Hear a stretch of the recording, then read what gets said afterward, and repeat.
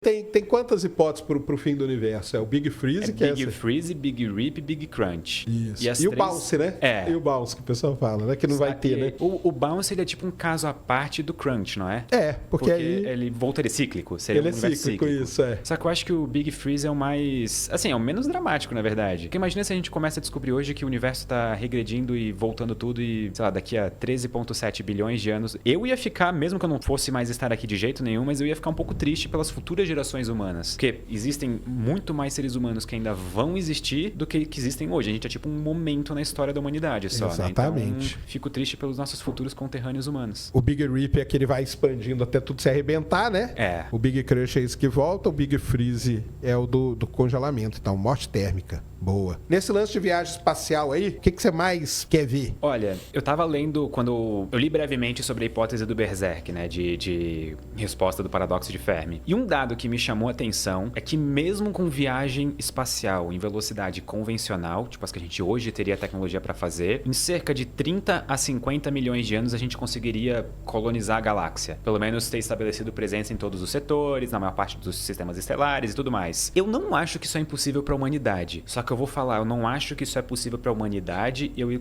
queria que todos vocês colocassem um asterisco mental depois de humanidade. Porque eu não acho que vai ser a humanidade de carne e osso que vai concretizar esse efeito. Boa. Eu acho que faz parte da evolução natural, talvez, da nossa espécie, ou melhor, não natural da nossa espécie, que talvez robôs assumam o nosso lugar, inteligências artificiais. Então eu acho que o futuro da exploração espacial de longo prazo e longas distâncias está muito mais com seres de silício, ou tipo placas de silício e coisas do tipo, do que com seres humanos. É que é uma boa, né? Para essas viagens longas aí, colocar. Robôs só precisam de energia, eles não comem, eles não se cansam de trabalhar. Não sente dor, não sente saudade. Não precisa respirar. Não sente saudade, é bom. A gente não sabe, hein? Porque no filme Wall-E... Tá, é verdade, é isso mesmo. Mas dessas aí de ir pra Lua e pra Marte, o que você espera ver aí? Você espera aí o homem chegar em Marte, ser humano? Eu espero que ele chegue em Marte enquanto eu tô vivo ainda. Eu acho que vai chegar, né? Eu acho que o projeto Artemis vai dar um pontapé muito interessante, porque no espaço, historicamente, a gente teve um efeito muito interessante, que era sempre que um país fazia alguma coisa, os outros países olhavam um pro outro e falavam, acho que a gente vai ter que fazer igual. Com grandes conquistas, né? Tipo, corrida espacial e tudo mais. Hoje em dia, eu acho que o espaço se tornou mais acessível. Tanto é que a gente tem participação muito forte da iniciativa privada na conquista espacial. Assim que eu acho que a missão Artemis começar a estabelecer as primeiras portas de entrada para a Lua, para nossa permanência na Lua, assim como a gente teve a permanência na ISS, eu acho que isso vai catapultar a gente para muito provavelmente começar a explorar mais humanamente o sistema solar. Porque se a gente conseguir fazer uma base de permanência na Lua, a gente conseguir, sei lá, extrair combustível na Lua. Vai, ali a água, né? A Lua é literalmente a nossa porta de entrada para o cosmos. A velocidade de escape da superfície dela é muito menor, é muito menos energia necessária. Se a gente conseguir produzir combustível na Lua, a gente tá feito, sabe? Tá feito mesmo. É literalmente a nossa porta pro céu, a Lua. É isso mesmo. Muito bom. E aí, cara, nós falamos aqui de um monte de coisa desse negócio aí que você falou, que é um tema que você falou que é recorrente, né? E que é um negócio legal pra caramba e que pega várias coisas, né? Que é o lance aí. Vamos começar falando do paradoxo, né? Primeiro, é um paradoxo e é de Fermi? Então, pela história original, não é de autoria do Fermi, né? Mas eu acho que ele foi a pessoa que ficou abismada, né? Eu consigo imaginar a cena, porque diz a história, pelo menos, que eles estavam almoçando um dia, um monte de físicos, e algum deles soltou na mesa, tipo, cara, onde é que tá todas as civilizações inteligentes? Deveria ter, olha só, tipo, os planetas do sistema solar, quase todos poderiam abrigar vida, não sei o que, tudo mais. E aí diz que o Fermi ficou, tipo, a conversa continuou para outros assuntos, e o Fermi ficou, tipo... Pô, e aí? É verdade. Onde que tá todo mundo? Onde tá todo mundo? Ele ficou, assim, perplexo com essa pergunta. Então não é de Fermi o paradoxo, na verdade, mas acho que ele se apropriou de uma maneira benéfica. Eu já ouvi a história que é assim, que não é dele, mas como ele era o cara mais famoso ali, fala que é dele, porque aí vai ganhar mais popularidade. Pode ser. Entendeu? Pode ser. E eles estavam almoçando e não é em qualquer lugar, né? Era lá em Los Alamos. Sim. Porque ele durante o Projeto Manhattan. Durante o Projeto Manhattan, porque pra quem não sabe, você já viu o filme, tem vários easter eggs, né? Melhor dizendo, no filme do Oppenheimer, que aparece vários físicos ali, só que a galera não se liga. Não. Né? Mas o Fermi aparece... É tanto físico famoso, né, cara? Quase todos os físicos que a gente ouve falar diariamente, sei lá, na graduação, ou em livros de ciência ou história da ciência, estavam lá. Estavam lá naquele momento, cara. Isso é um negócio impressionante daquele projeto, pra mim é isso, cara. Reuniu aquela geração ali que eu acho, cara, que não vai ter nunca mais uma reunião daquela. Eu acho que não vai. Não tem. De um nível tão alto. Olha, vários ganhadores de Nobel junto, né, cara? Convivendo no mesmo espaço por vários meses. Imagina se alguma coisa dá errado e a bomba explode e todos eles, sabe, morrem. Já pensou? Tipo, a mecânica quântica só ia ser terminada, sei lá, em 2250, sabe? Com certeza. Eu acho que isso é um problema. Então, não é dele, né? Isso aí o pessoal já tem meio que consenso mesmo. E é um paradoxo? O que você acha? Eu acho que... Porque tem gente que discute isso, então, né? O nome paradoxo, ele é uma questão semântica, né? Porque eu acho que não é um paradoxo no sentido filosófico de paradoxo. Ele é uma constatação de uma diferença entre o que a gente observa e o que a gente deveria observar. Então, a gente vive em um universo que deveria estar cheio de vida, mas onde que estão todas as formas de vida? Onde está toda essa vida? Então, não é bem um paradoxo, né? Tipo, é uma contradição. Tipo, a gente deveria ver A, mas a gente não tá vendo A. Então, o que pode ter acontecido, sabe? É meio isso mesmo, né? Qual que é a tua opinião em linhas gerais, assim? Qual das soluções é a tua favorita, assim? Se tu tivesse que escolher uma. Ou tu não tem nenhuma e tu acha que a gente tá sozinho. Porque é uma solução também, né? Sim. Eu assim, porque até vamos pegar aqui pro pessoal até pra esclarecer, né? Quando a gente fala do paradoxo de Fermi, galera, a gente tá falando de civilizações, né? Sim. A gente não tá falando de vida, não, tá? Porque vida eu acho que tem aí muita. Agora, civilizações, eu acho que nós estamos sozinhos, cara. Sério? Eu acho que sim. Assim, eu não posso discordar com dados, sabe? Eu não tenho como. É uma discussão. Então, sabe, a gente realmente pode ficar... Mas vamos ser a solução que eu acho mais interessante é a Floresta Negra, cara. Eu acho que ela é a mais assustadora. Né? Ela e a hipótese do Berserker.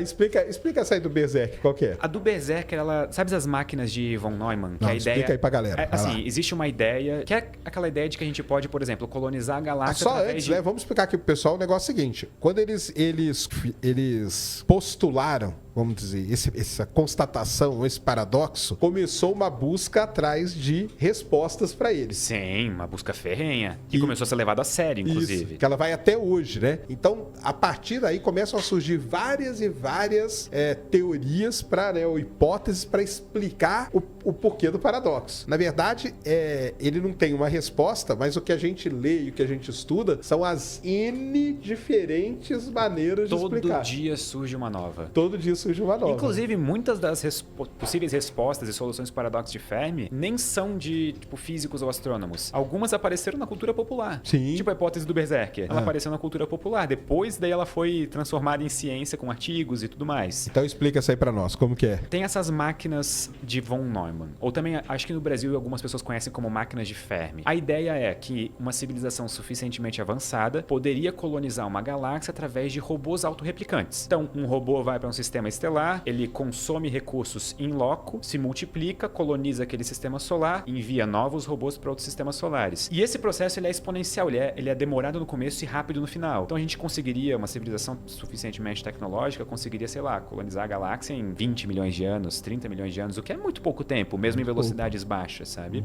Só que daí qual que é o problema? A ideia seria de que a gente não vê civilizações inteligentes no universo, porque basta ela é muito parecida com a hipótese da Floresta Negra, porque basta uma civilização com bad intent, com intenções não boas, com uma civilização ruim, digamos, com, sei lá, que gosta de guerra ou coisa do tipo, que quer aniquilar todo mundo, para fazer esses robôs autorreplicantes buscar e destruir toda forma de vida, mesmo que seja em estágio inicial na galáxia. E a parte meio tenebrosa disso é que a gente não tem como verificar até que seja tarde demais. Porque antes de a gente ver qualquer tecnoassinatura ou bioassinatura em qualquer canto da galáxia, teoricamente ela já teria sido eliminada, incluindo a gente. Por que a gente tá sozinho? Por que a gente se vê sozinho? Porque a gente foi os únicos malucos que divulgaram pro resto do universo onde a gente tá.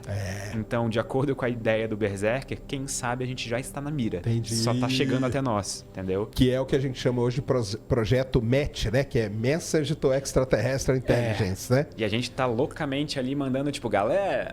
O que você acha? Porque isso deu uma treta gigante no meio científico de ética científica, né? Porque, por exemplo, nunca perguntaram pra mim se eu queria que mandasse a posição da humanidade. Nem pra você, nem pra ninguém, né? E os caras resolveram mandar, né? E aí? Eu não sou contra a ideia de tentar se comunicar com alienígenas ou com civilizações extraterrestres. Tipo, a ideia em si eu não sou contra. Agora, eu acho que é um problema muito sério de quem responde pela Terra. Sim. quem que vai fazer essa comunicação e com qual intenção, sabe? Tipo, é um órgão governamental de qual governo? E se esse governo tiver interesses diferentes do, sei lá, da galera que tá aqui vivendo comigo, sabe? No meu país. Certo, tipo, claro. Quem que vai responder pela terra? O que a gente vai fazer quanto a isso? Então, pra mim, essa questão é a mais complicada. Mas eu vou ser sincero que eu não acho que a hipótese do Berserker seja talvez verdade, sabe?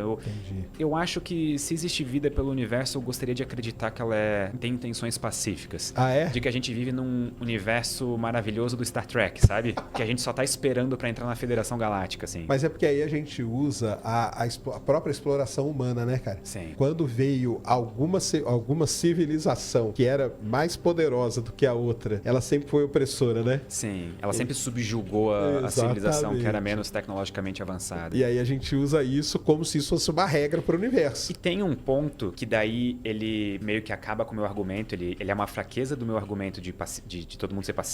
Que, por exemplo, vamos supor que a gente seja um estágio ainda muito inicial tecnológico. Quando tu vai construir uma casa, por exemplo, tu olha no terreno, tu se importa com as formigas? Não, né? Vai lá e amassa tudo. Mete a casa em cima, sabe? Da mesma maneira, e se a galera quiser, sei lá, destruir a Terra pra construir uma rodovia espacial, sabe? Um negócio assim, tipo... Exato, aí é passar por cima, né? Pode ser que a gente esteja tão inicialmente na árvore tecnológica que isso seja simplesmente... Eles não vejam a gente como vida inteligente que merece ser cuidado ou coisa do tipo. Caso exista outra civilização, algo assim, né? Mas essa do Berserk, você falou que ela nasceu na cultura pop, que nasceu no quê? Nos filmes? Nasceu num filme que, se eu não me engano, eu não lembro exatamente o nome da trilogia. Se eu não me engano, é Berserker. Ah, é? Só que não é aquele anime famoso. Tem um anime famoso chamado Berserker, não é esse.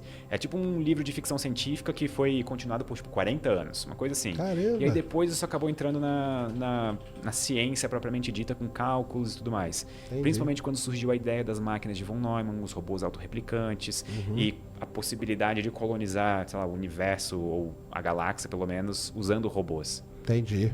Legal demais isso aí. E a da Floresta Negra? A da Floresta Negra... Essa eu acho a mais interessante. Essa eu acho a mais, assim... É a que me dá medo genuíno. É? É a que me dá, tipo, me tira o sono de noite, assim. Que eu fico, tipo, ok, se essa parte for verdade, essa solução for a correta, a gente tá muito ferrado. Ou não também, porque a gente não tem como descobrir qual que é a intenção de uma outra civilização. Exatamente. Pode ser que todo mundo tá esteja... todo mundo com medo. Exatamente, tá sabe? todo mundo com medo. É um jogo como é o dilema do prisioneiro, assim, né? Tá todo mundo ali. Exatamente. Mas a ideia, basicamente, é que a gente nunca recebeu sinais ou mensagens de outras civilizações inteligentes, ou elas nunca deram a cara pela galáxia, porque justamente todas têm medo das intenções de uma das outras. Então, toda a vida pela galáxia é um constante jogo de vou me esconder porque eu não tenho certeza de quais são as suas intenções. Exato. E quem se revelar primeiro corre o risco de ser alvo de uma civilização berserker. Então... então elas se misturam, as duas soluções. Elas se misturam nesse ponto. Uma saquei. Acaba virando a parte, digamos, as civilizações malignas da hipótese da Floresta Negra são geralmente as do berserker. São geralmente as civilizações que querem, tipo, procurar e destruir toda a vida na galáxia. O que faz sentido em um ponto. Os recursos são escassos. Só que eles são tão grandes, tipo, a gente tá falando de proporções tão imensas de recursos, tipo o tamanho de uma galáxia, que a gente nunca chegou a conceber isso. E a gente provavelmente vai demorar, se um dia vai chegar nesse ponto da árvore tecnológica, de conceber tudo isso. Mas e se para uma civilização suficientemente avançada, realmente chegou a hora de pensar, que nem a gente pensa hoje, os estoques de urânio na Terra vão acabar em 40 anos, e se chegou no ponto que uma civilização pode começar a pensar, os estoques de urânio na Via Láctea vão acabar em 10 milhões de anos. Então acho melhor a gente começar a destruir tudo que use isso, sabe? Saquei. É uma possibilidade, né? E ela tem, o pessoal entender, ela tem esse nome da Floresta Negra, que é a mesma coisa quando a gente entra numa floresta, né? Você não quer, sabe? Você não sabe que bicho que tá ali escondido, né? Eu odeio a sensação, por exemplo, de estar, sei lá, vai acampar e acender uma fogueira no meio do nada, sabe? No meio do escuro. Porque assim. aí você já deu sua localização. Já deu. Tipo, acende duas fogueiras, entendeu? E fica numa outra, sabe? Porque daí pelo menos tem enganar, 50% de chance de não ir na tua, sabe? Exatamente. Ou vai nas duas e tá todo mundo ferrado. E aí, nessa ideia da Floresta Negra, entra... Então é legal, né? Porque ela tem a ligação com o Berserker, mas ela tem a ligação com o sinal UOL, né? Tem, porque a gente recebeu esse sinal uma vez só. Nunca mais... Por que nunca mais se repetiu? E se foi uma civilização que chacoalhou um galinho da árvore ali, né? E agora a gente botou a cabeça pra fora dos galhos, assim... E a gente tá, tipo, é o próximo, sabe? A gente agora tá só esperando. Mas aí o lance da gente... Então, aí o lance da gente mandar a nossa localização, que começou com o Carl Sagan, né? Sim. Que mandou lá no disco. Filho da mãe, Carl Sagan, você. Hein? Só que o dele ainda foi benéfico, tipo, para pensar, porque não era emissão de rádio. Ou não. emissão eletromagnética. O cara Era tinha que pegar o de ouro. disco, né? Tipo, alguém vai ter que achar a Voyager. Vai Ela ter que emite achar o sinais, disco. mas eles são fracos. E são direcionados à Terra. Então, é uma dificuldade logística aí. Então, acho que ainda a gente pode fechar o olho assim e fingir que nunca aconteceu. Mas e aquela iniciativa da 2000 e alguma coisa, que a gente mandou uma mensagem para um aglomerado globular? Sim. Tu lembra qual? Mensagem de recibo, que você disse? Não. Mais Mensagem nova desse- agora. Mais nova. Sabe quais foram as mensagens? Uma coletânea de tweets. Porque era uma mensagem promocional. Mas aí então tá tranquilo, cara. Os caras vão lá, pô, esse bando de ignorante. Não vamos lá. Deixa, eles mesmos vão se matar um dia. Então, tipo assim, a gente faz Os caras estão uma brigando por One Piece, cara. Imagina pega a treta do One Piece e manda pra uma civilização. Na hora que a civilização vem, vai lá, o quê? Os caras estão brigando por One Piece, cara. A gente não precisa ir lá matar esses caras, não. De jeito nenhum, eu vou passar longe, vai que passa pra todo mundo, sabe? Tipo, Exatamente, dele, né? esses caras eles vão se matar. Mas então, porque aí ela junta com a do Berserker, né? Que a gente tá mandando sinal. Se o Berserker diz que todo mundo é todo mundo mal, e aí? Então, mas o Berserker não diz que é todo mundo mal, tá. que só precisa de Uma ser mal. E aí a gente começa a entrar num jogo de probabilidades. Certo. Por exemplo, se eu tô numa sala com 50 pessoas, concorda comigo que, mesmo sem conhecer ninguém, existe uma probabilidade não nula de alguém ali ter Claro. umas intenções não tão boas, digamos, sabe? Por própria, sei lá, natureza humana, coisa do tipo. Então já começa, sabe, a ficar... Imagina se a gente tem 1000 civilizações na galáxia e 999 são boas que nem a gente. Mas basta uma, né? Aquele 1%, sabe? Só aquele... É 1% vagabundo. Exatamente. Literalmente, nesse caso. Então, aí é complicado. A gente mandando, né? E a gente mandando. Eu sou contra esse negócio de mandar, cara. Ou fizesse uma enquete mundial, né? E aí? A gente manda nosso lugar ou só fica ouvindo? Porque também ficar só ouvindo também é meio chato, né? É meio estranho, né? Tipo, é meio... Porque já parou pra pensar que se a gente tá ouvindo ativamente alguma coisa, a gente só não se deu conta ainda? Tipo, sei lá, um sinal periódico de frequência extremamente baixa ou alguma coisa do tipo que a gente ainda não se ligou que, tem um padrão aqui, sabe? Sei lá, se os picos da onda se juntam cada, sei lá, 30 anos, sabe? Uma coisa bizarra, assim. Ou se a gente estiver apontando pro lado errado também, né? Tá ouvindo pra lá e tá vindo aqui de trás, alguma coisa assim, né? Essa, pra mim, vai ser a maior dúvida que a gente pra sempre vai ficar. Como a gente nunca ouviu de volta o sinal WOW, o próprio design do Big Ear, daquele telescópio, era aquele design que é, tipo, 2 faixas simultâneas sendo visualizadas no céu, né? Porque Isso. daí que vem o nome, é o Big Ear, porque é como se fossem duas partes duas de orelhas, né? orelhas. E pra mim, a maior dúvida sempre vai ser essa, de será que o sinal foi um erro, um ruído estatístico, tipo, alguma coisa que deu errado, ou, sei lá, alguma origem não... sintética para aquele sinal, ou até mesmo terráquea, a origem? Ou será que isso foi alguma coisa que realmente veio de fora e durou só aquele tempo, a gente não tem como confirmar de onde que veio? Porque o próprio local da galáxia de onde veio, dependendo de qual das duas faixas de orelha tiver sido a origem verdadeira do sinal, a gente tem locais completamente diferentes, setores completamente diferentes da galáxia. E aí, sabe? O que a gente faz? Mas aí você acha, então, que o WoW, então, foi o cara colocou ali, balançou o galho, viu que a gente registrou e aí Assim, se escondeu. Por tudo que eu li pra fazer o vídeo do sinal WoW, eu tenho opinião pessoal de que eu acho que até hoje é a melhor evidência de vida fora da Terra. Não acho que é uma prova, não acho que é uma mensagem que veio de alienígenas. Mas assim, se a gente tem um lugar pra começar a procurar, eu acho que o sinal WoW talvez seja o melhor, até hoje. Saquei. Mas e se o cara balançou ali o galho e foi pro outro lado também? Imagina, pode ser uma tática também, né? Imagina assim, ó. A tática das duas fogueiras lá. Aí só tem que criar uma hipótese, cara, pra solução do paradoxo de Fermi, ó. A teoria das duas fogueiras. Aí, ó. Eu tenho uma ideia ainda melhor. A gente descobre vida fora da Terra, a gente vai até eles, emite um sinal e sai correndo, sabe? Entendeu? A gente bota a cabeça pra fora do galho neles e volta pra Terra correndo. Mas aí é muito arriscado, né? Tá doido. Então, a gente soluciona o problema, a gente vê o que acontece. Se eles morrerem dentro de 50 milhões de anos, a gente sabe que tem uma civilização maligna na galáxia, entendeu? Matemática é muito simples. Exato. Então é isso, né?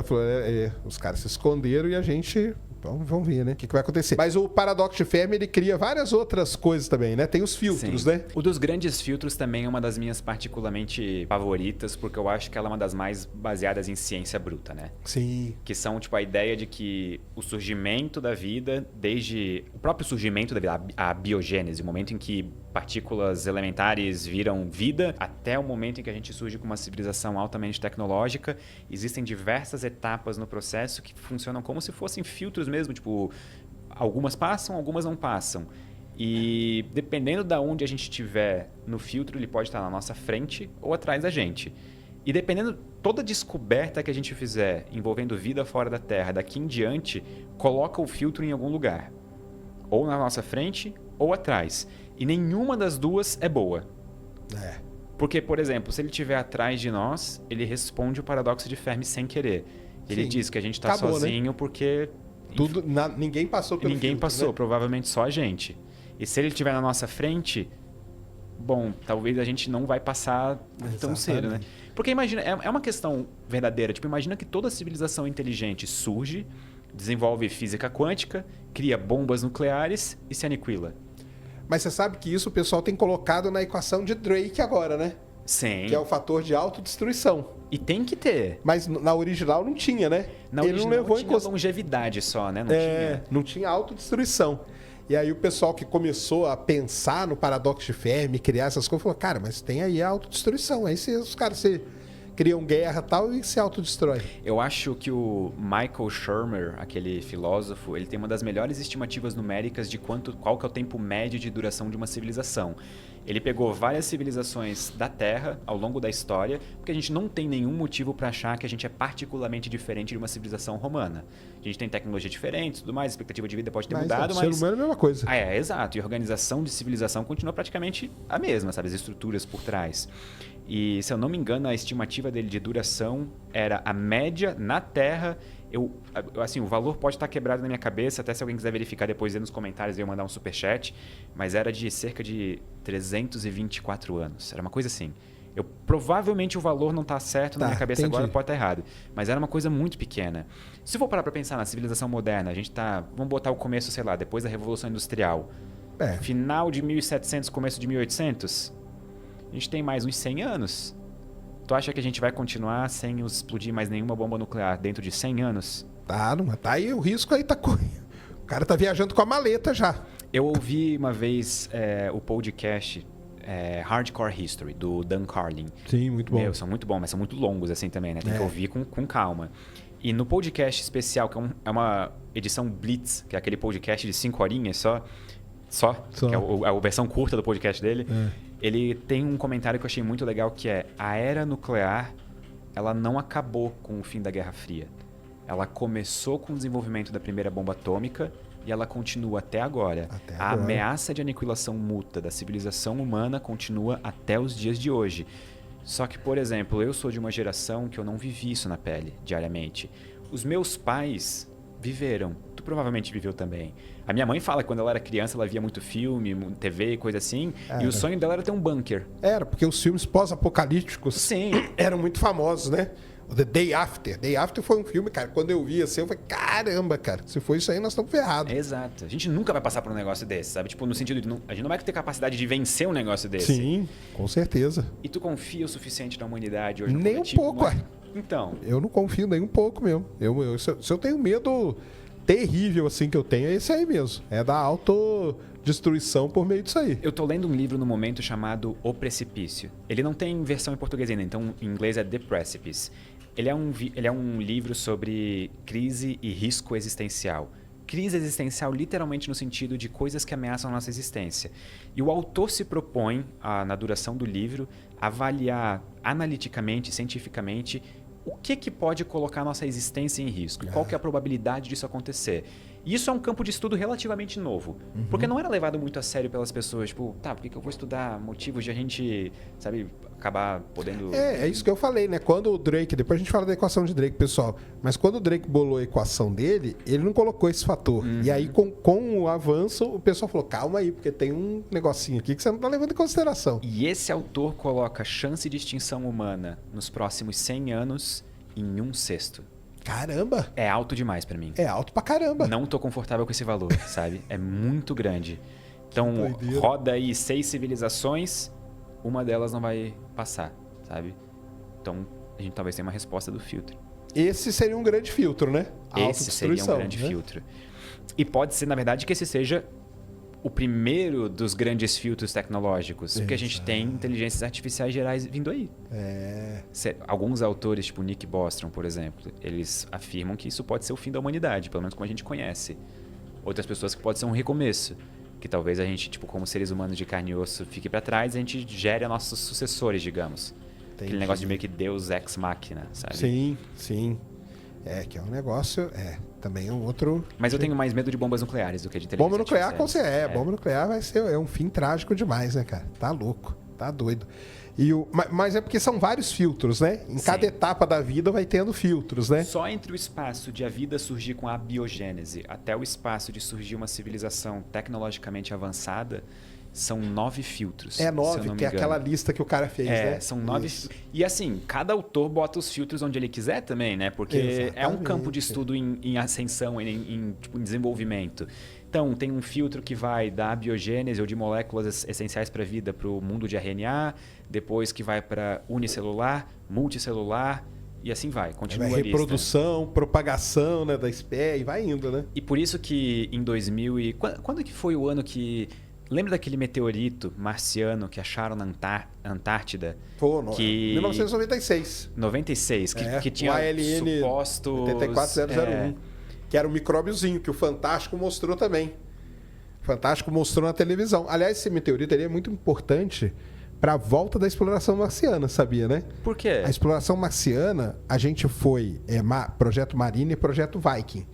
Depois do Projeto Viking, a gente não achou vida nem nada, ficou parada a exploração de Marte. Aí ela foi voltar em 97, aí mandaram sonda, as sondas se perderam e tudo, e ela foi voltar em 97, graças a esse meteorito. Porque ele viu aquelas estruturas ali, ficou aquela dúvida, pô, será que aquilo ali é vida ou não é? Bem, cara, tá na hora da gente voltar lá. E aí voltou a exploração marciana por causa daquele meteorito. E o chato é que é totalmente inconclusivo, né?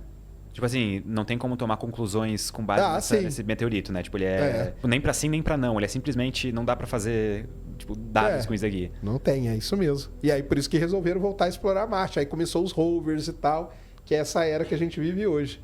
Então foi aquele meteorito lá. E esse meteorito foi importante para iniciar essa discussão do grande filtro de uma maneira mais desenfreada. Sim. Porque foi ali que começou a galera a perceber, pera, vamos supor então que a gente vá para Marte e ache vida microbiana fóssil. Cara, isso não é uma boa notícia. Isso significa provavelmente que a gente passou pelo grande filtro e a gente tá sozinho. Agora, vamos supor que a gente encontra vida, sei lá, multicelular. Cara, então talvez o filtro tá na nossa frente ainda. Então, nós vamos passar. Nenhuma resposta é uma boa resposta. Nenhuma é uma boa, Eu tinha né? um amigo uma vez que me falou uma frase que ficou comigo, presa, que é: não faça perguntas para as quais você não quer saber a resposta, sabe?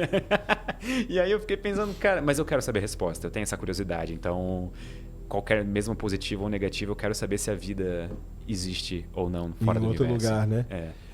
E outras coisas que esse paradoxo criou também, né?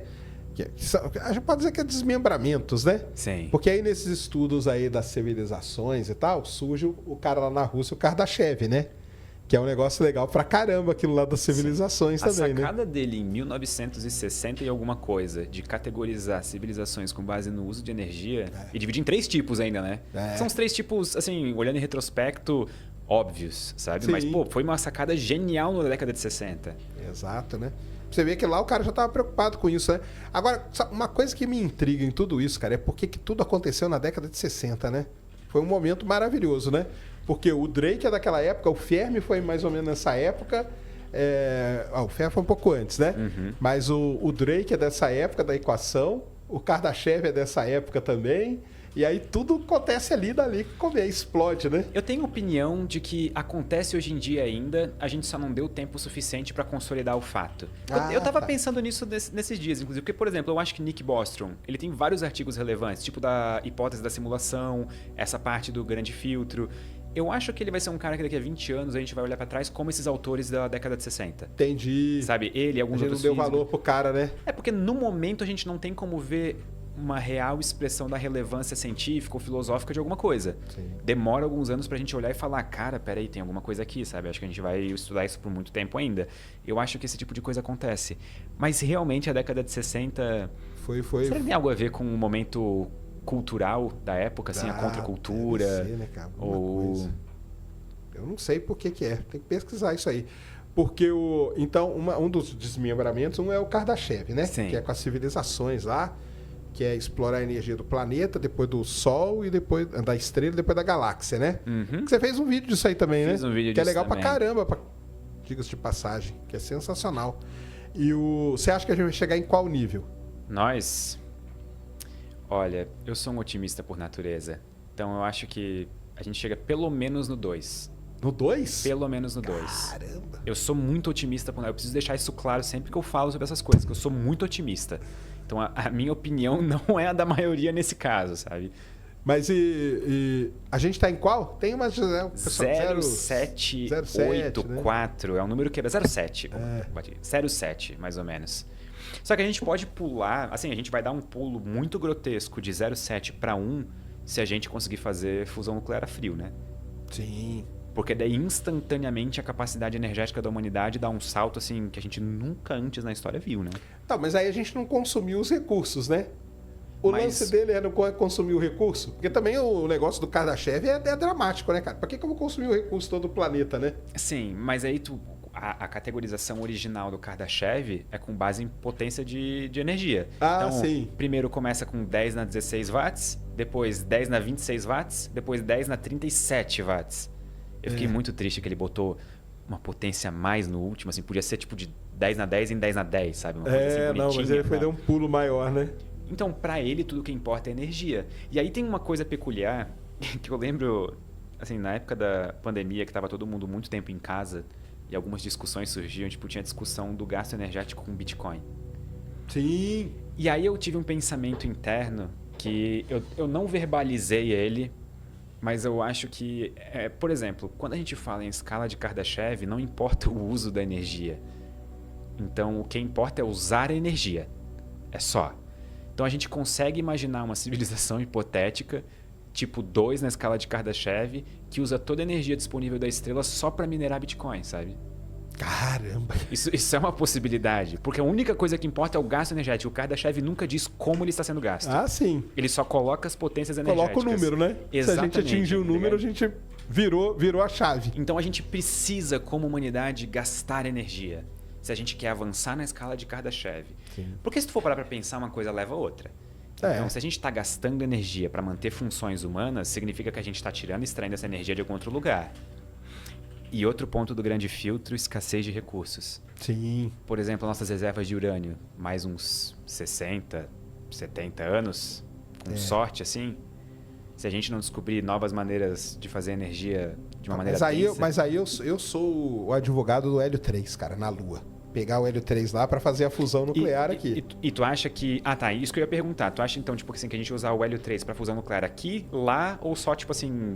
Eu acho que pode começar aqui, né? E depois, provavelmente, se tiver colonizado, ir para os outros lugares, né? Mas ele aqui já vai ser um uso sensacional. A única coisa que eu fico muito triste com fusão nuclear é que aquela tecnologia que todo ano tá 10 anos no futuro, né? Todo ano eles renovam o prazo. Infelizmente. É igual o supercondutor lá, né? Que a cada 2 anos aparece um novo. Um novo aí e não dá certo. Ou é né? igual até então o lançamento do James Webb, né? Que todo ano é ano que vem. Agora felizmente, ele tá no... James Webb, eu tenho uma das maiores vergonhas que eu já passei ao vivo. Ao vivo não era, né? Era gravado, mas eu fui no programa do Rony Von em 2016 e ele falou assim, e o James Webb? Eu falei, nossa, nós estamos super felizes, cara. Ele vai ser lançado em 2018. Toda vez que eu vejo aquilo, cara, dá vontade de eu sumir. Mas é que na época era o que falavam, cara. Assim. É o que falava na época. Mas né? que bom que demorou e deu tudo certo. Deu, e porque agora saiu. Se fosse rápido e desse errado, a gente ia estar muito triste. Claro. Então, todo dia a gente descobre algo novo graças ao James Webb. Obrigado, James Webb. É isso mesmo. Então o próximo aí sai amanhã, que é o que você veria se viajasse na velocidade da luz? Que a gente fez um shorts, aí o Pedro falou, vamos fazer um roteiro longo agora. Aí... Mas você acha que a gente vai viajar até que porcentagem?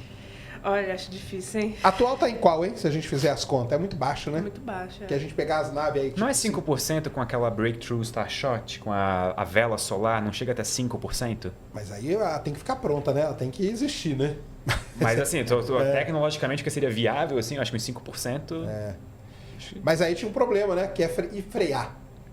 Porque o lance da Breakthrough Starshot era mandar ela pra próxima Bzinho. Sim. E aí, que legal e tal. Aí um cara pegou um dia, escreveu um paper no archive lá e jogou lá. Cara, muito legal isso. E frear ela. Aí os caras começaram a dizer, não vai frear, vai passar direto. E aí é que vem a pergunta, tipo, com 5% da velocidade da luz, essa nave passando por um planeta, tirando uma foto, a gente ia ver o quê? Um borrão? Tipo um negócio assim? Então, mas é aí que tá. Porque, bom, tem a questão da contração espacial, né? Porque Sim. tudo vai começar a contrair. Só que começa um outro efeito, que é o efeito de Penrose. E aí é como se as coisas estivessem girando. Então você veria as coisas normal. Porque o fóton que tá aqui demora mais pra chegar do que o que tá aqui. Então ele faz meio que uma curva, assim.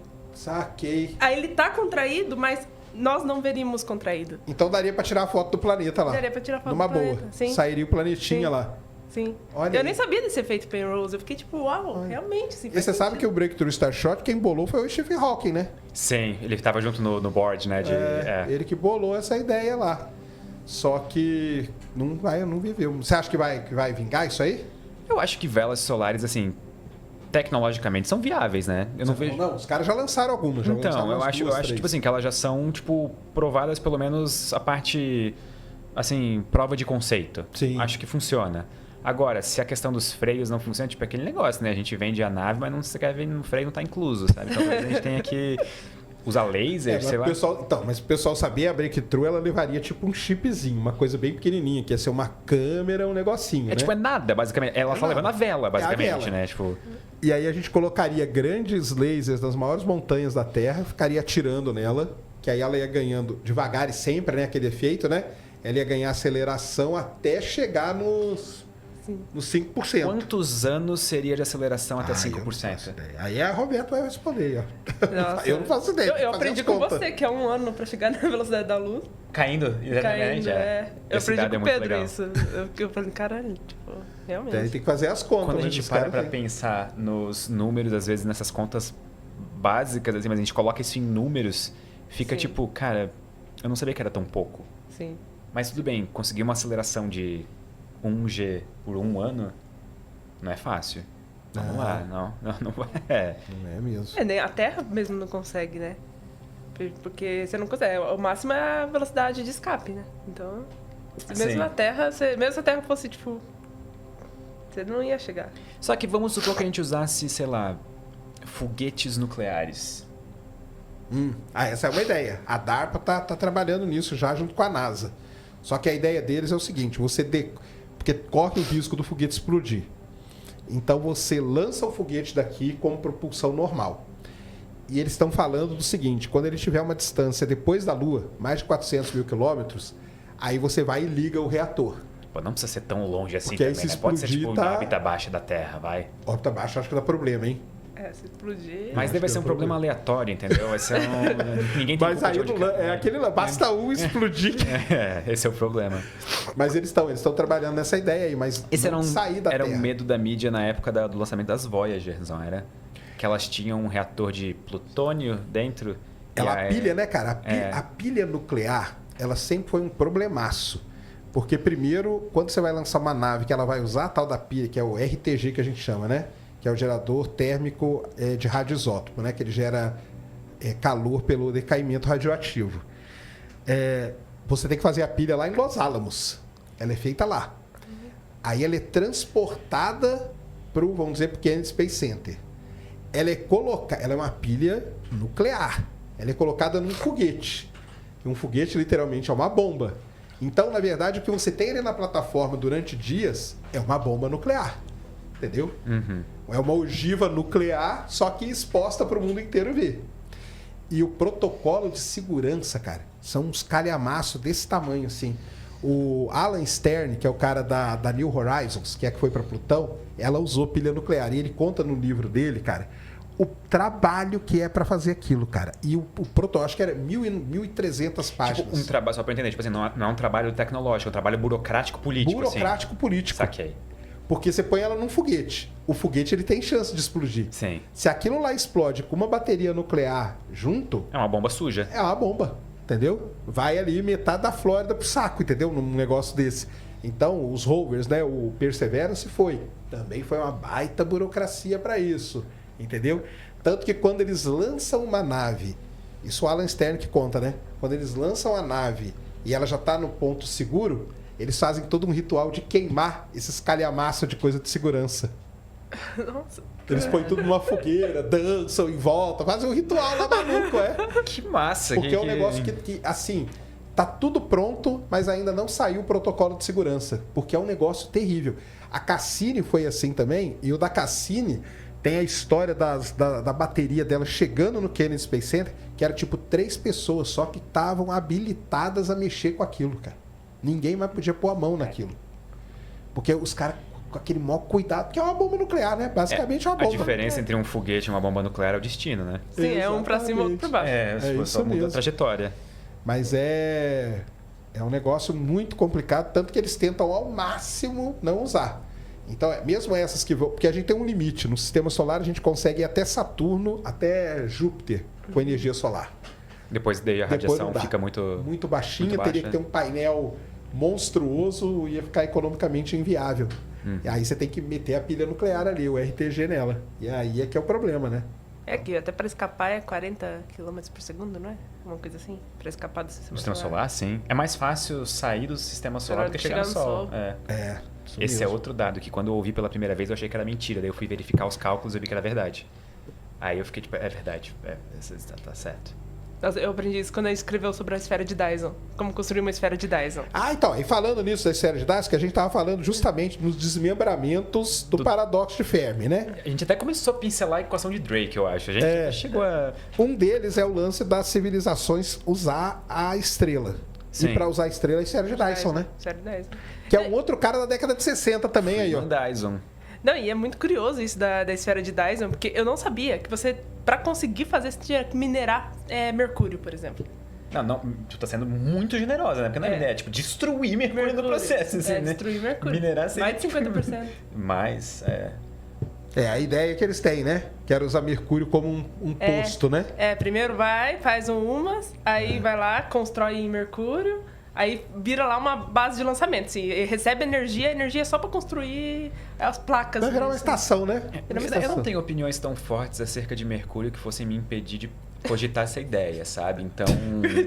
de destruir mercúrio. Gente, vamos ser sinceros. Pelo bem da humanidade? Então, se a gente chega num ponto em que a gente tem essa capacidade, tá? Que a gente tem essa capacidade, a gente pode construir uma mega estrutura ao redor do Sol para fazer a gente subir na escala de Kardashev e, sei lá, começar a colonizar outros sistemas estelares. É Mercúrio que vai impedir a gente? Não vai. Não Mercúrio vai. É o primeiro que vai te arrasta pra cima. É só o primeiro. Né? É o primeiro que vai. Ô, Lua, fica olhando. Né? Mas porque a esfera de Dyson, ela não precisa ser completa também, né? Não. Tem um número X de painéis que você pode pôr, né? Tanto que aquela ideia, né, de uma esfera, uma casca esférica nem dá certo. Porque qualquer coisinha... Ela é instável, né, gravitacionalmente? Ela é instável, Tipo, qualquer coisinha, um maçadinho, pronto, já era. Acabou. E aí, no lance da esfera de Dyson, lá em 2015, a TEB, lembra da TEB, né? Tabata Boyajian, descobriu aquela estrela. Lembra da estrela dela? A estrela de TEB, sim. A estrela de TEB. Eu lembro do número dela até hoje. KC 8462852. Eu fiz tanto vídeo dela que eu lembro até hoje. Foi ali que a esfera de Dyson voltou à tona. Sabe por quê, né? No artigo científico, ela lista todas as hipóteses. Pode ser cometa, pode ser um planeta que foi destruído, pode ser uma nuvem de gás da estrela, pode ser não sei o quê. E ela coloca como última coisa, ela colocou isso no artigo. Esfera de Dyson. Ela colocou. Porque aí a gente via uma grande queda de... Para quem não sabe, a estrela ela tem um comportamento que a queda de brilho dela é muito grande comparada à queda de brilho quando passa um exoplaneta. E outra, né? Não é periódico. Sim. Então caía, depois não caía, e o pessoal chegou até a desenhar como que seria a esfera de Dyson ao redor da estrela para ela ter aquele comportamento dela. Sabe, fizeram uma modelagem inversa ali. E a modelagem bate assim? Ela é pelo menos Faz sentido, assim? Ou Fazia sentido. Fazia meio sentido. Ia ter um lado dela que ia ter muito mais desses painéis, um outro muito menos e tal. Os caras fizeram lá. Eu lembro que eu li o artigo do Dyson original pra fazer o roteiro tanto do sinal WoW quanto na época da escala de Kardashev. E eu lembro que ele falava que um dos problemas da esfera de Dyson completa, a que envolve completamente a estrela, é que na visão dele na época isso tornaria a estrela invisível para nós.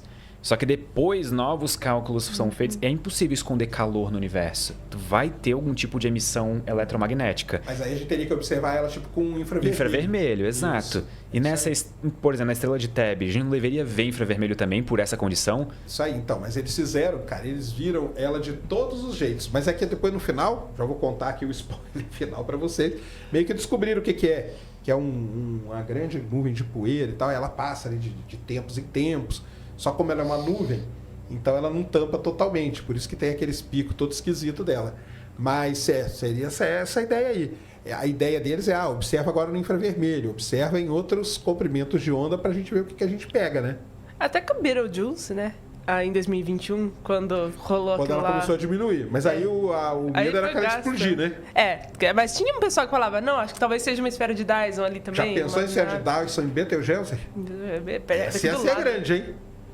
Porque a Betelgeuse é uma super gigante vermelha. Ia ser uma baita eu ia ficar meio triste por quem gastou recursos também fazendo isso, assim, né? Tipo, porque fazer ao redor de Betelgeuse ela já vai te arrasta pra baixo também, né? Acho que eu ia ficar com um pouco de pena de quem construiu a estrutura. Com certeza. Porque a chance dela explodir é grande, né? Mas eu acho que eu preferiria a supernova do que uma esfera de Dyson, assim, da Betelgeuse. Eu acho que eu também. Eu vou concordar. Sim. Ia ser bonito aqui no céu. Ia ser bonito, né? Ia ficar, tipo... Vai ser bonito. Vai, né? Não percam as esperanças. Só que como toda boa previsão do tempo, a astronômica é ainda melhor, né? Porque ela pode entrar em supernova daqui a 1 milhão de anos. Então... Igual diz um amigo meu, nunca é amanhã, cara. Isso é que é uma sacanagem. Nunca é assim, vai acontecer tal coisa. É amanhã, se prepare. Não, é 20 mil anos. Ele fala, eu sei, cara, que isso não é nada no universo. Mas, podia ser amanhã, né, cara? Não. Pelo menos uma coisa, né? Uma bad vibe que eu tive foi quando eu tava escrevendo do Imortal. Aí, uma das partes é quando a Betelgeuse finalmente explode.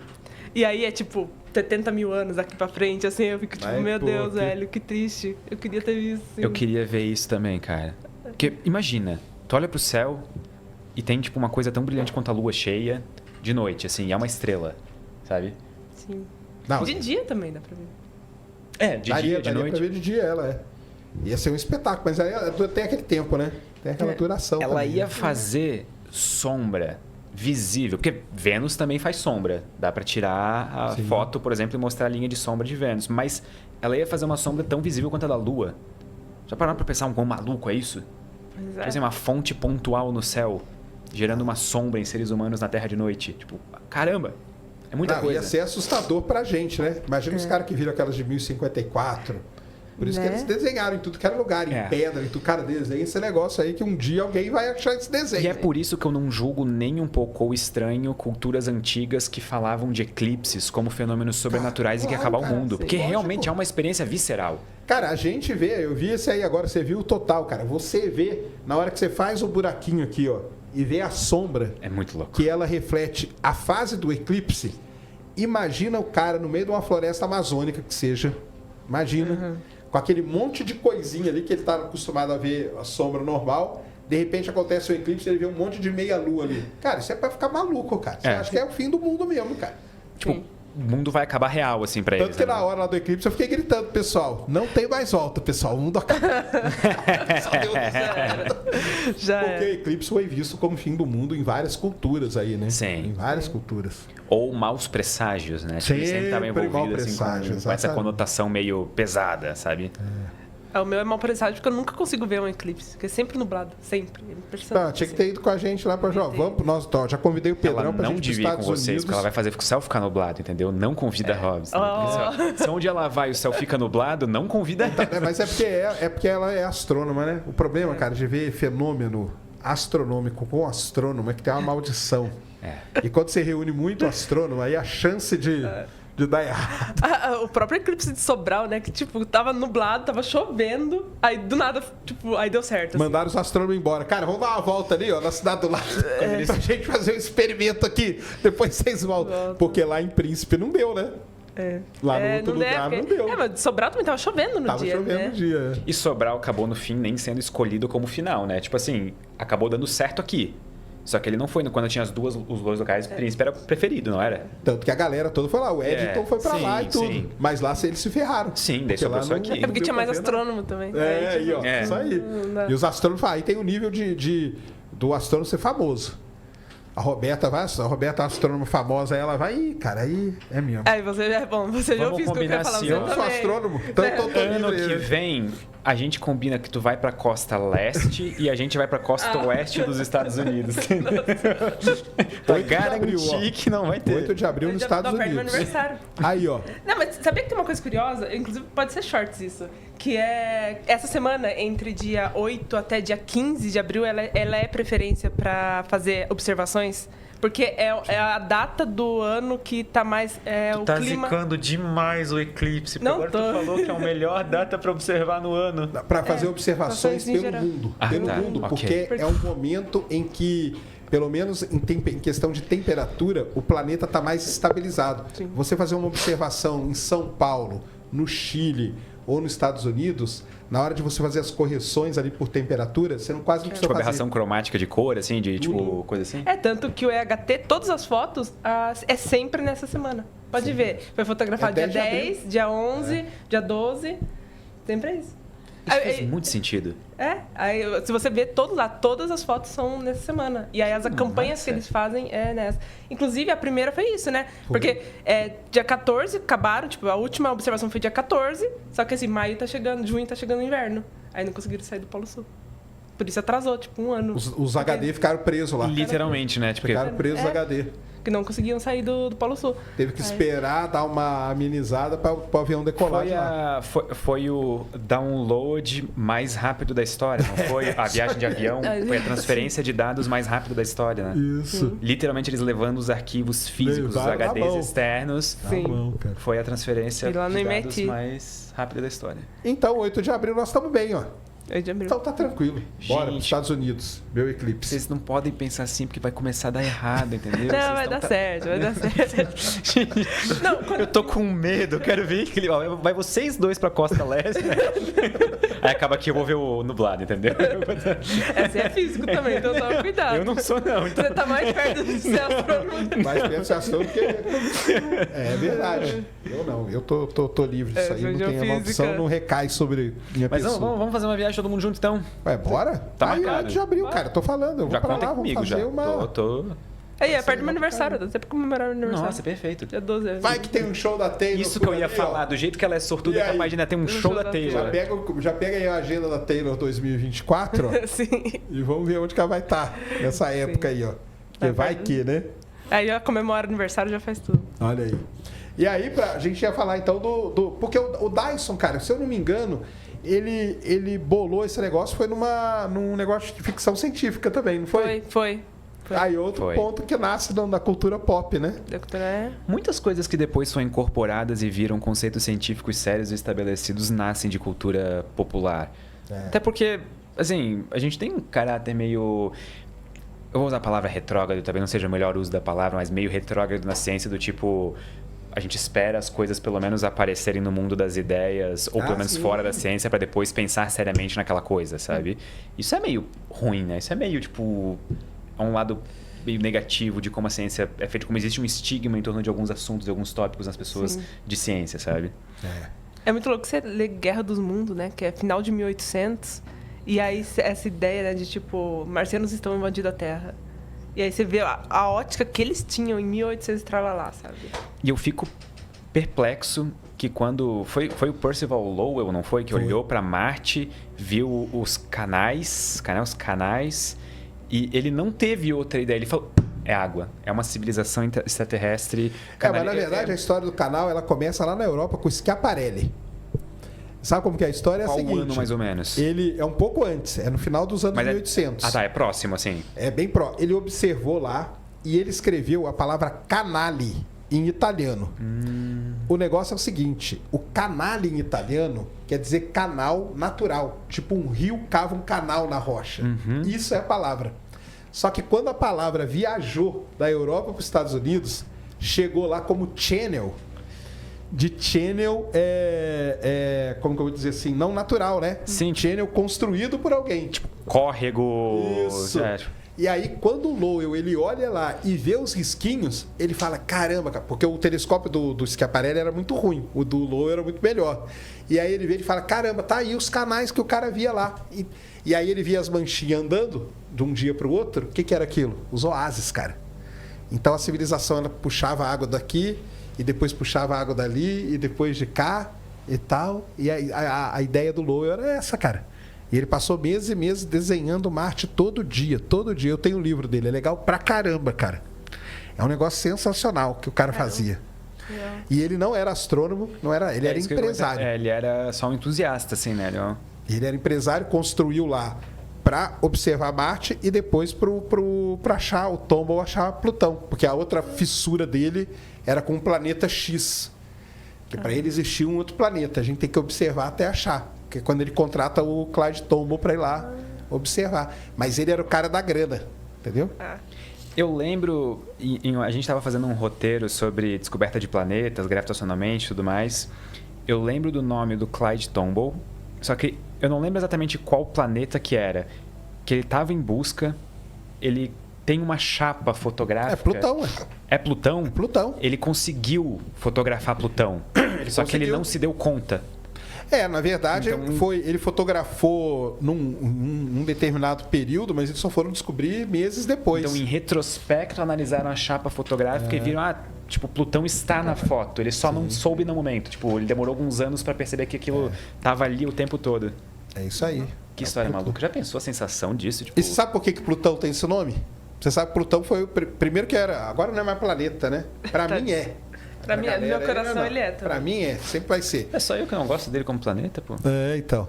Porque Plutão foi o único planeta descoberto nos Estados Unidos. Já começa por aí. Sim. Nenhum outro, Urano e Netuno, foram descobertos na Europa, não foi nos Estados Unidos. E aí eles fizeram um concurso, o americano adora isso, né? Pra ver quem dava o nome. Só que era obrigatório ter P e L, por causa do Percival Lowell. Legal. Porque era uma homenagem que eles iam fazer, qualquer nome, você podia mandar qualquer nome, mas tinha que ter P e L, porque era uma homenagem pro cara que bancou o telescópio que descobriu Plutão. E aí ganha lá o da menininha, né? A menininha inglesa lá, 13 aninhos, que mandou o nome e tal. Poxa, que massa. É legal pra caramba. Fica aí uma dica de um vídeo, cara. Eu já fiz, só que meu vídeo é bem ruim. Mas façam. Conta a história do nome de Plutão. Cara, é uma das histórias mais legais que tem, cara. Tem um livro famoso do Neil deGrasse Tyson, né? Que é o Pluto Files, não é? Que ele faz uma investigação totalmente aprofundada sobre Plutão, o nome do planeta e tudo mais. Então, cara, da hora. É legal pra caramba. A história do nome de Plutão, porque tem tudo isso. Aí tem a lista dos nomes, porque aí começou a chegar milhares e milhares de cartas lá no observatório. E os caras começaram a ler e pegar tal nome e tal. E tem uma lista dos nomes, que agora eu não vou lembrar, mas dos nomes que foram mais citados e tal. Então, se não fosse Plutão, já tinha lá.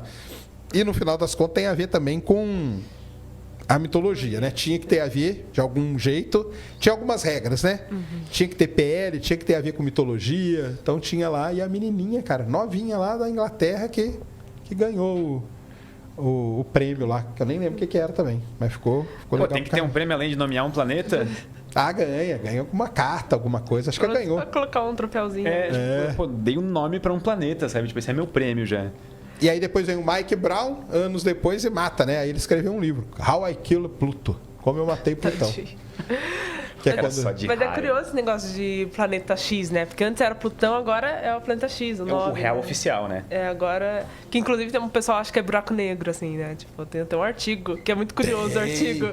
Que e ele até desenha o buraco negro na folha, o tamanho que ia ser. Vai ser desse tamanho aqui, ó. Esse é o tamanho do buraco negro. Eu acho muito curioso aquele artigo, né? Mas você viu, até falando nisso, já que você tocou no assunto, que saiu acho que hoje ou ontem, que, na verdade, o Planeta 9 não deve existir. Eu tenho um pessoal aí da física mostrando que, na verdade, aquele alinhamento todo que acontece seria uma das provas de uma MOND.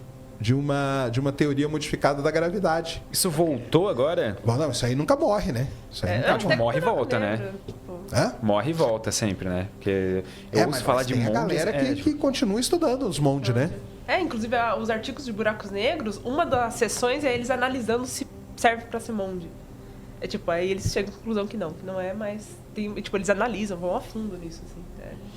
Depois eu te mando aí, saiu acho que ontem Legal. ou hoje, que o planeta 9 aí, a monde pode matar o planeta 9. Então é um negócio assim que os caras escrevem. Eu não consigo dormir muito tranquilo com a ideia de um buraco negro no sistema solar, sabe? Tipo, Ia ser bem pititiquinho. pior ainda. Pior ainda. Esses são os piores. Esses são os piores. Mas será que tem? Não, né? Não vai ser um buraco Acho negro, que não, né? acho que não. Porque aquele negócio do Mike Brown também, eu acho muita forçação de barra. Pra ser bem sincero, quem sou eu, né? Quem sou eu para falar com o Mike Brown? Mas ele escolhe muito bem aqueles objetos que ficam alinhados, né? Teve um cara que escreveu depois um artigo e falou assim, cara, por que você não escolheu esses outros desse outro lado aqui, ó? Aí é meio também... É o viés, né? Que o pessoal fala que ele tem um viés de observação muito grande. Que se ele olhasse dos outros lados, não teria nada daquilo e tá tudo bem. Sim. Mas aí ele olhou só para um lado, né? Então, sei lá. Acho meio forçado. Quem sou eu, né? Para isso. E para terminar do paradoxo de Fermi, tem a equação do Drake, né? Que também é nessa época aí, né? 1960 e poucos, né? É tudo na mesma, A né? gente fixou na década de 60 hoje, sabe? A gente tá todos os Porque eu desenvolvimentos tava falando com o Pedro, por que é tudo na década de 60 essas coisas, né? O Dyson é da década de 60, o Drake é da década de 60, o Kardashev é da década de 60. O Wheeler é da década de 60. O Wheeler também, né? Que é o cara do buraco negro, né? Nomeou buracos negros, nomeou buracos de minhoca. Descoberta de buracos negros também, tipo, a primeira evidência. Também, né? Será que foi isso? Os caras descobriram o buraco negro e falaram, agora pode ser que as civilizações, possam Década de viajar 60, por aí. acho que o Kerr também foi na década de 60, não foi? Eu quero, acho que é também, né? É isso. O único que não é o Fermi, que é um pouquinho antes, mas é tudo ali naquela meiuca ali, cara. O que vocês acham da equação de Drake? Eu gosto do jeito como ela... Porque ela não é uma equação que se propõe a tipo, ter um sentido... Ela não é uma equação no sentido físico, no sentido matemático, né? No sentido, tipo assim, de representar alguma grandeza que ocorre naturalmente. Coisa. Mas ela serve muito bem para tipo, exemplificar numa linha só, abreviadamente, tudo que a gente precisa mais ou menos para estimar a chance de vida em algum lugar. Porque, no fundo, assim, tipo, ela se propõe a responder quantas civilizações inteligentes... Pelo menos não responder, mas pelo menos dar uma ideia, uma base. Probabilidade, eu acho, né? Que seria. É que o número final, o N é um número. É um número mesmo. Seria um número mesmo. Só que ela se propõe a isso de uma maneira, assim, tanto quanto lúdica. E eu gosto particularmente da história dela. De ela ter sido desenvolvida pelo Frank Drake, porque eles iam fazer, acho que era a primeira reunião do SETI. Isso. E eles precisavam de uma... Eles usam a palavra agenda em inglês, que fica... Eles precisam de um... Por onde a gente começa? Vamos criar essa organização que busca a vida extraterrestre. Por onde que a gente começa? Aí o cara foi lá e fez a equação. Começa por aqui. Vamos procurar esses termos. Isso é demais, né?